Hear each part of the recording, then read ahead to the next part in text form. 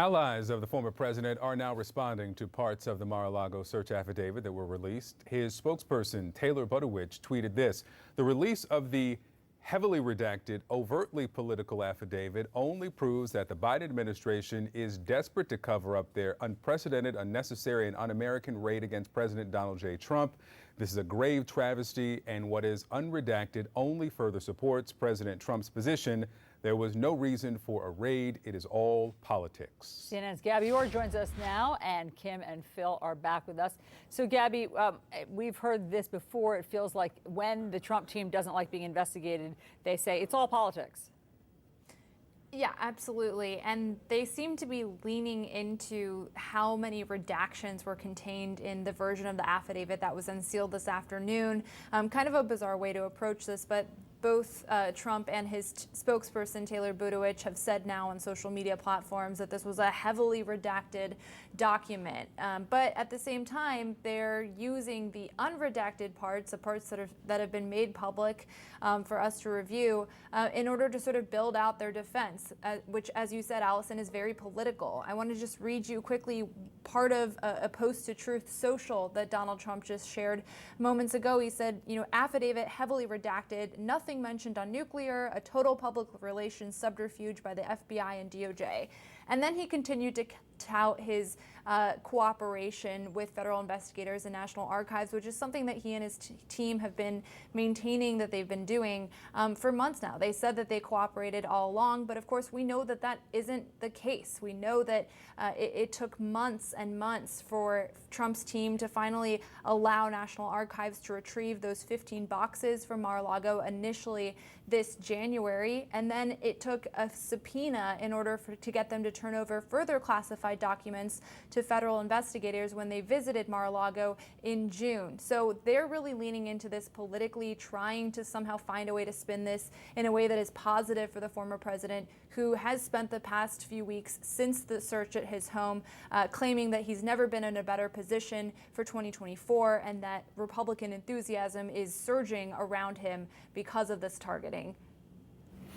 Phil, there are obviously several investigations surrounding the former president. This one now about the records. Of course, we've discussed for months the January 6th investigation, but you see that there is an overlap between the concern over these documents and the president's lies about the 2020 election. Explain that.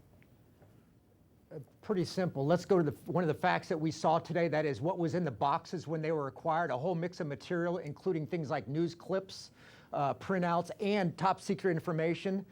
So let's look at a standard transition of power where you authorize the White House staff to clean up the White House so that you can ensure when you move back home, everything's taken care of.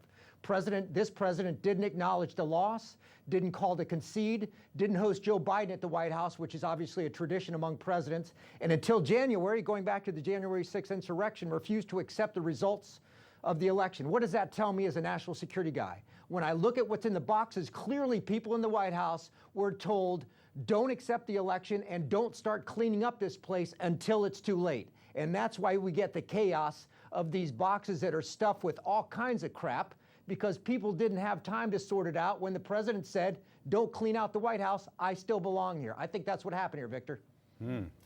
Kim, it's come to light that one of the people that President Trump has consulted with in terms of whether he should have worked with the National Archives to give back all of these classified documents was the guy named Tom Fitton, who is the head of Judicial Watch.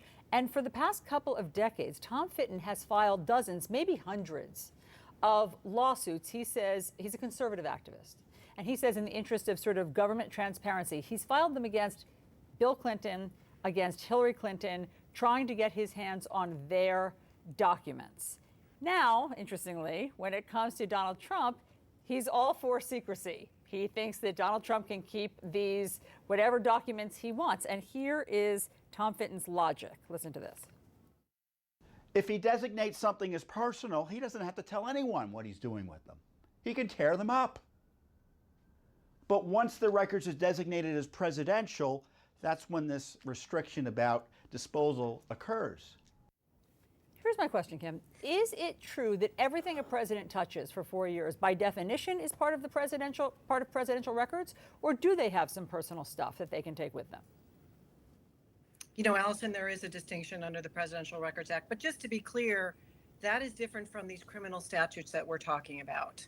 The Presidential Records Act is a post-Watergate reform that essentially says officially that official records belong to the American people, not to the individual that's exiting the White House. And under that statute, sure, if he's got a holiday card from Melania or a birthday card, that's personal and he can take that. But it's not something that that under the Presidential Records Act, an individual president can just decide for him or herself. There's a process in place.